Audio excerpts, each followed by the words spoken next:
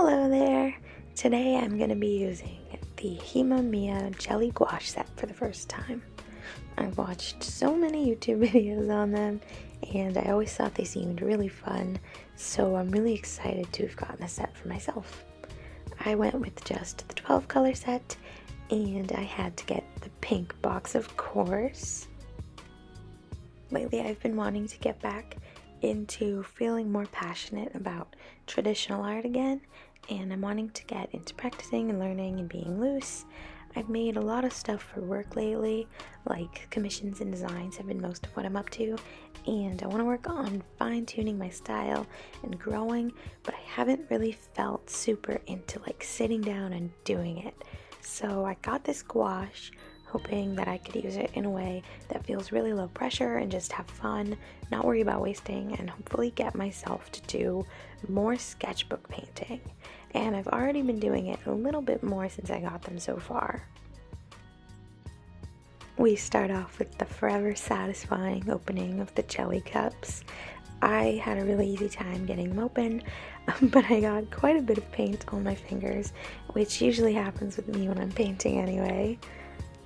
I think this set actually comes with an amazing choice of colors, and it honestly makes me want to expand my professional palettes since it has some that I don't normally work with.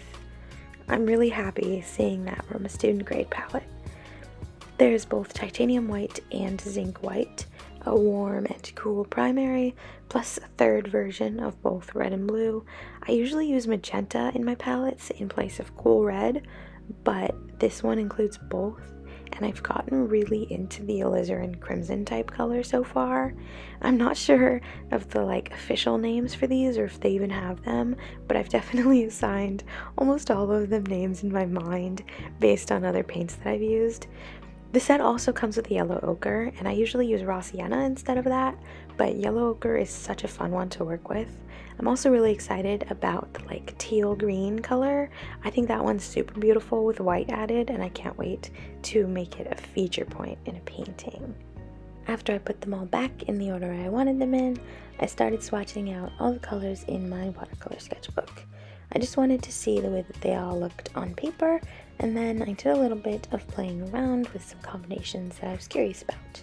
I mixed some light browns using different combos of the primaries and added white to some of the colors to see what that looked like. For the painting that we're going to do in this video, I ended up using the alizarin crimson color, the lemon yellow, and a tiny bit of ultramarine sometimes.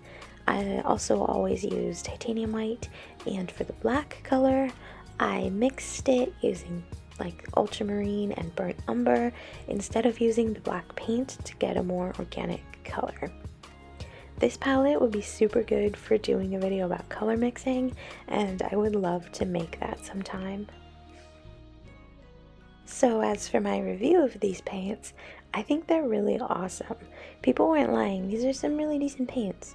When I was first starting out with gouache a few years ago, I remember there didn't really feel like any great options for student grade gouache that worked well enough to learn from, so I jumped straight into buying professional ones, and I'm really glad this option is on the market now for people just starting out, and I think it's a really good one to learn with that has a very entry-level price.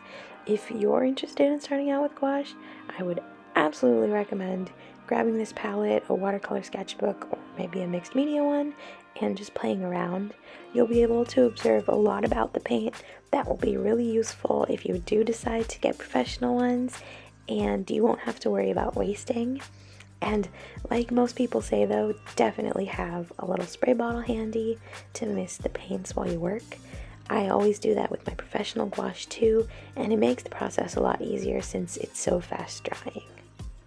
The painting I'm working on today was just a study of a photo that I found on Pinterest, and I wanted to do it in a little more of a color blocky, unblended way than I might usually. These paints made me realize I think I want to start using gouache a lot thicker during more of the process. I usually work from a dried palette where I've mixed the paints with some vegetable glycerin to stop them from cracking, and coming from learning watercolor before gouache, I usually start thin and build up to just some parts being thicker, and this palette is a nice change from that. The process of this painting is a little all over the place. I I was pretty out of practice with this sort of thing, and I was just chilling out and vibing while I painted this, so I didn't have as streamlined a process as I probably could have, but I got there in the end. This one made me realize that I don't think painting studies like this is really helping me anymore at this point in time. Like, since I'm wanting to do more illustrative type stuff, doing realistic paintings just aren't getting me that far. I feel like I've expressed this before, but I really do gotta stop going for these as a comfort thing. It's a little sad because I do like the way that they look in the end, but I want to do different things. I really want to start combining this type of style with a more illustrative style, and I need to just sit down and like work on some stuff that helps me learn, but I feel like I never have any time, so I kind of always want to, like, if I'm committing to something, I want to make it something that I know will look nice in the end, most likely, but it's just a comfort zone thing at this point, and I need to start pushing myself.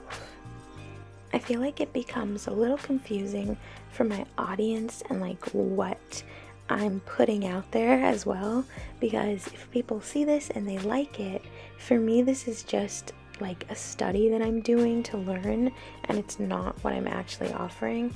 But if people enjoy this, they'll want to see this more from me, and it's just not that great for like building a brand and building like a specific type of thing that I'm offering to people. And I've been struggling a little bit with that as well, like creating things that are a little more unified, but I feel like I'm getting a little bit closer to figuring out what I want that to be. So that just about brings us to the end. Thank you so much for watching. I hope that you enjoyed this video. If you did, I would appreciate if you gave it a like. Let me know if you tried out these paints and what you think. Subscribe if you want to see more. Check out my social media, and I'll see you next time. Bye bye.